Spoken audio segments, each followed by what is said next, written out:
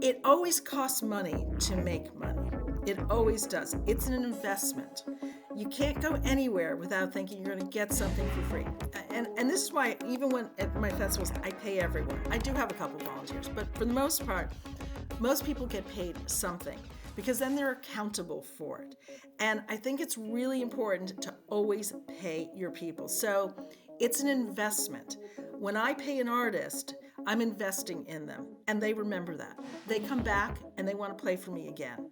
It's an investment. And when you have that last minute, oh my gosh, I got a private party and I need an artist type of thing, you're going to go, I got one. So it just builds on itself. And you know, Kevin, I remember you filled in a couple of those for us along the way. I did. How's it going? Welcome to the McCove Mindset Podcast. I'm Kevin McCove, and today we're sitting down with my friend Gail Dillman. She's the CEO and founder of Gable Music Ventures, a talent buying and music booking agency here in the Delaware area. She is such an incredible advocate for female empowerment, female CEOs and entrepreneurs, and especially female musicians. She runs a mega huge all-female fronted music festival called the Ladybug Music Festival. We're going to sit down with her today and just talk about everything that she has learned from her time in the business and hopefully glean something from some of her insights as well. As always, if you enjoy what you hear, if you enjoy this conversation, hit like, hit subscribe, and leave a comment and let me know what you think. Let's get to it. Thank you so much for being here today, and welcome to the McCove Mindset Podcast. Thank you, Kevin. Yeah, it's so awesome to be able to have these kinds of conversations, especially with you, because you were at the forefront of when I began pursuing a career as an independent artist. Mm-hmm. Because I think when I found out about Gable Music Ventures, I was still in school. I was in school. Really? I was. It was like 2010, 2011 time. Yeah. Is that about like when you guys started? Yeah. 2011. 2011, yeah. So it was, what was I? I was a junior in college. Yeah, I was like a junior in college. You tell me. And I think that I found out about you guys because one of the guys in my class, Tom Julian. Oh yeah, Tom. He used to work with me. So this is how I know. I know because of Tom. And he was like, "Oh, there's this company, Gable Music Ventures, and they're like booking independent artists and stuff." And that was when I had first reached out to you. So it's like, wow, this relationship has been growing for well over a decade now.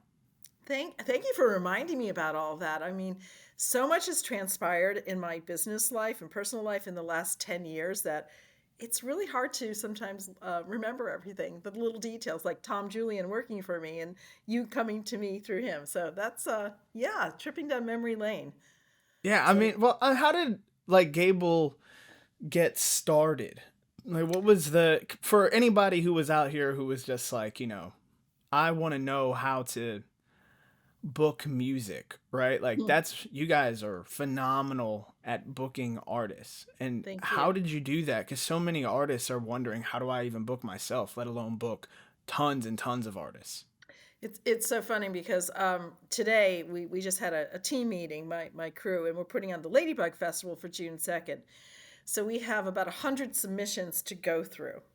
And we're all going to listen to them and then make decisions. And so there's a whole art and a science to how do you get yourself booked? How does that all work? And I've gotten better at this over the years. So when we first started in 2011, seems like that was a million years ago.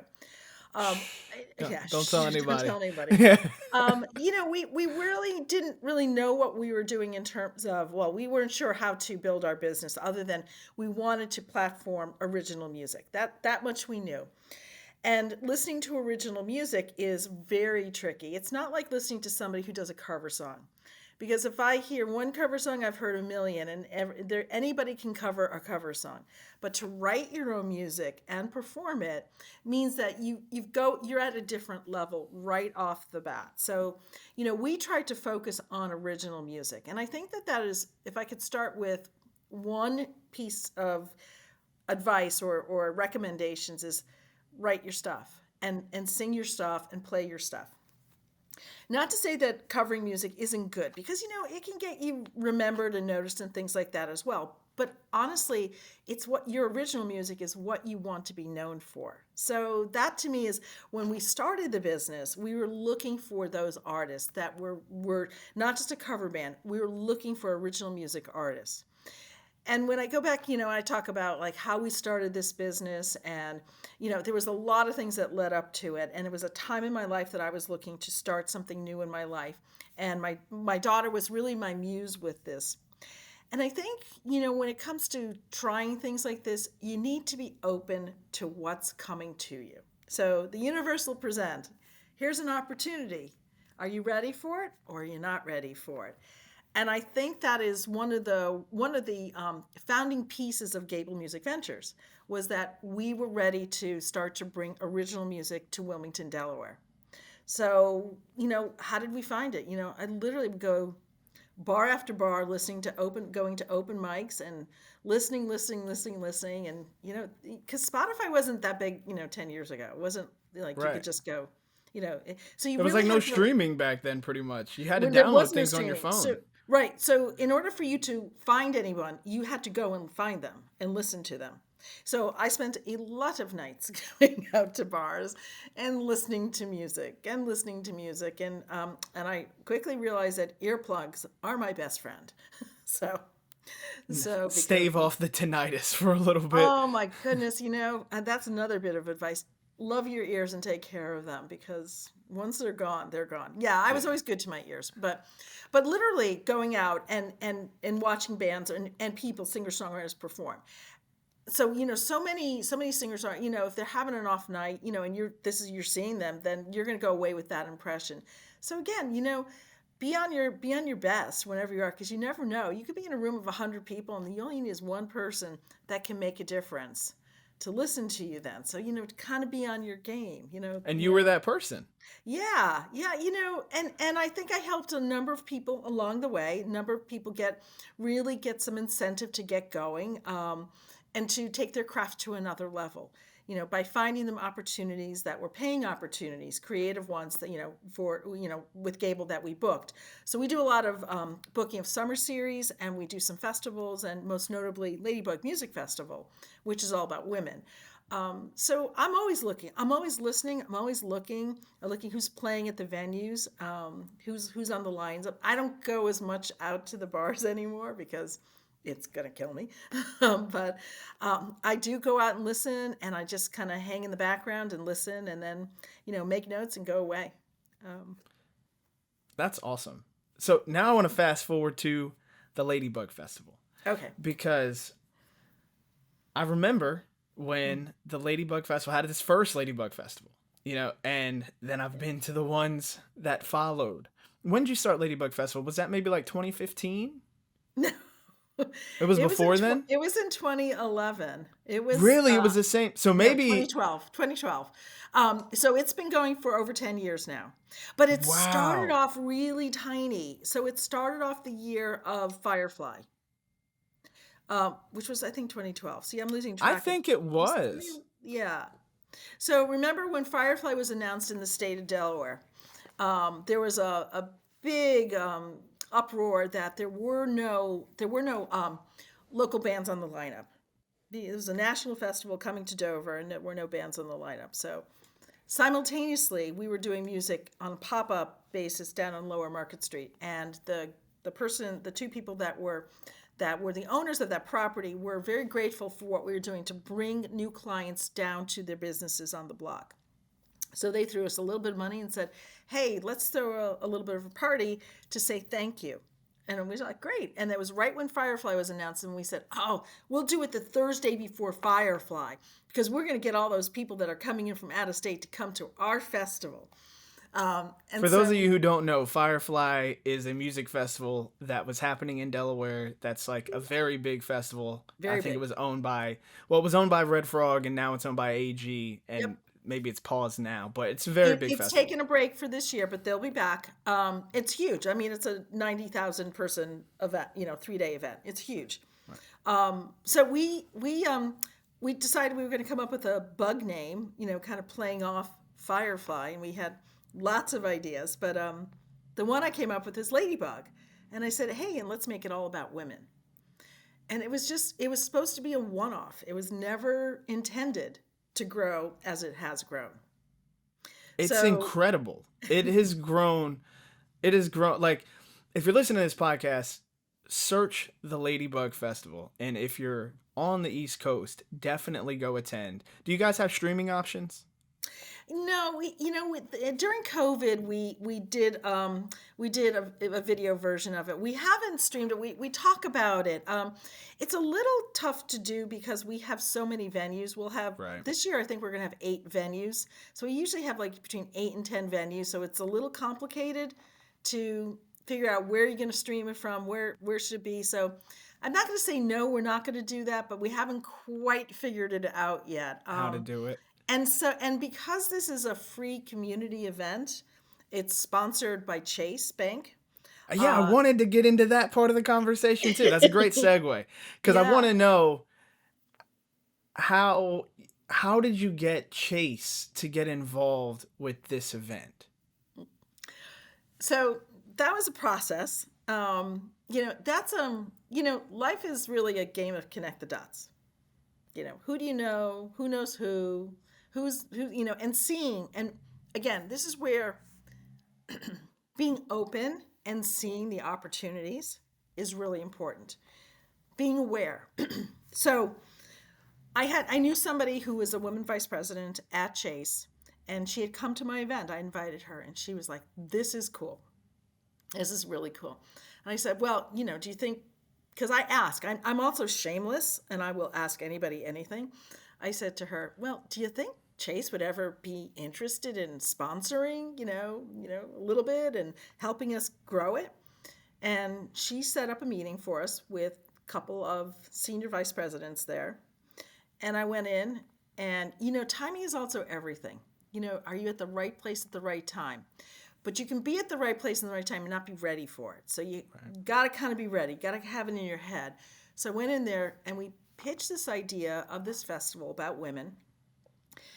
And they were interested in building a community in downtown Wilmington that would help for them to attract and retain Chase employees, to get more people to want to work in Wilmington by showing them that there are things going on. And what better way to do it than to create a festival in your backyard, which is literally what we did. Right. So that's, and of course, running a quality event and making sure that you have a very high bar, a gold standard by which you operate, so that the affiliation of their very important name with Ladybug Festival was strong, and it was good, and they were happy with it. Like, we were doing the right thing, and they could see that. So it's not a philanthropic type of event for them. We market them. So I'm going back to that marketing thing. Yeah. And it's a business. Got to think of everything like a business. Like, we are marketing their business. They're marketing our business. Everybody's marketing. Everybody wants more business. That's how it all works. And there's nothing wrong with that. It's great. You just got to figure out how you're going to do that. How you're going to deliver. What's your return on that investment? So I was in the right place at the right time. And then I was aware of that opportunity, and I maximized it. And I've been able to maintain it over the years, and certainly always looking for new sponsors along the way. But yeah, you have to just connect the dots and see what are they looking for? What do they want? What do they need to have happen? And how can I fulfill that for them? It's remarkable. I've never seen anything like that, and it's so cool to have it here. So give me your top 5 things. Your top 5 things that you as a talent buyer is like, these things will help to set you apart and help you get the attention and get you booked, which ultimately will get you paid. Right. Have a good website, or a website. Have a good video of yourself. Have some good promo pics, a headshot, something. Have shots of that. Have a great song or 2 or 3 on your website. And probably 5th is be a business and be responsive. Like if you are going to be looking for the next best thing, if you are wanting to get into the big leagues, don't be looking at your emails only once a week. You look at them every day. You got to be on it. You got to be on it all the time. You got to follow up on emails. Don't sit there and wait a week, because I'm not waiting for you. You don't get back to me, I'm moving on. You have a window of time, about yo big, to respond. And bands don't understand that, while you are unique, I'm just saying there's a lot of Kevin McCoves out there, in a sense. You're absolutely you're right. special. But it's totally fine. I hear what you're saying. Yes. So if I can't reach you, and I'll say this is, and I'm not going to do this justice as much as I should, but this is just something for all musicians to really think about. Make sure when you put your music out there, your signature, your name, your way of contact is embedded in that material. Can I say that again? Say it louder for the folks in the back. For the folks in the back, I get a video, and if it is not embedded in the video, your name and how to reach you, your website, something, and I like it, but I can't figure out who you are, I'm sorry, it's gone.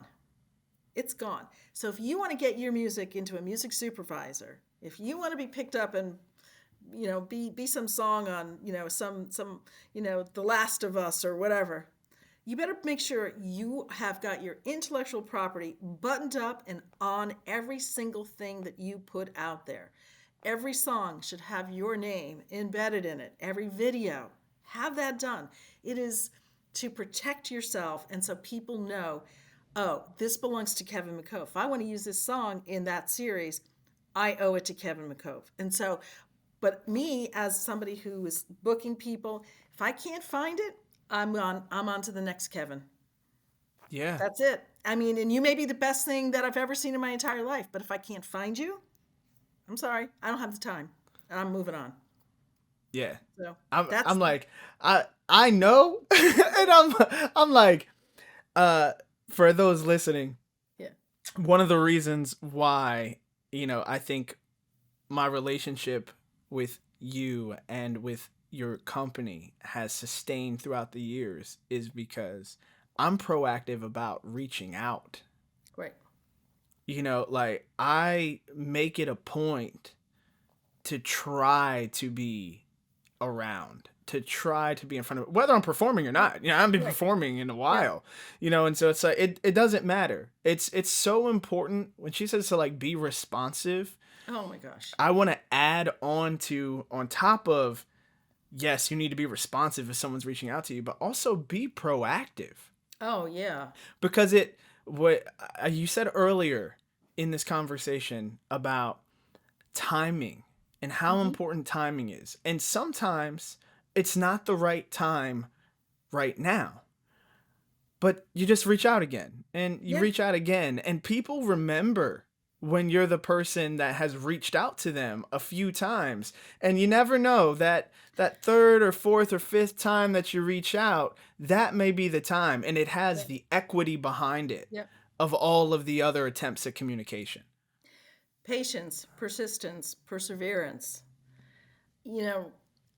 You gotta kind of get dirty in this business. You gotta be willing to go after it. You've gotta be persistent. You have to be reachable. I mean, I cannot begin to tell you, like when I'm booking festivals and things, if I can't reach you to give you an offer, I've got 5 more I'm going after right at there. So that just being on one social media platform, I don't recommend. Be on all of them, everything.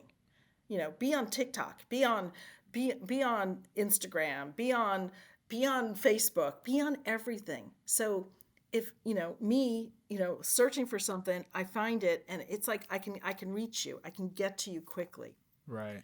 It's huge, and with technology moving in the direction that it's moving, and I'm not by any expert on this area at all, but it's changing. And everything is changing with Web3 and all this stuff that's coming up. You want to be able to be found, to be responsive, and to guard your property, intellectual property. Your music is your music. Button it up, lock it up, make sure you get it licensed.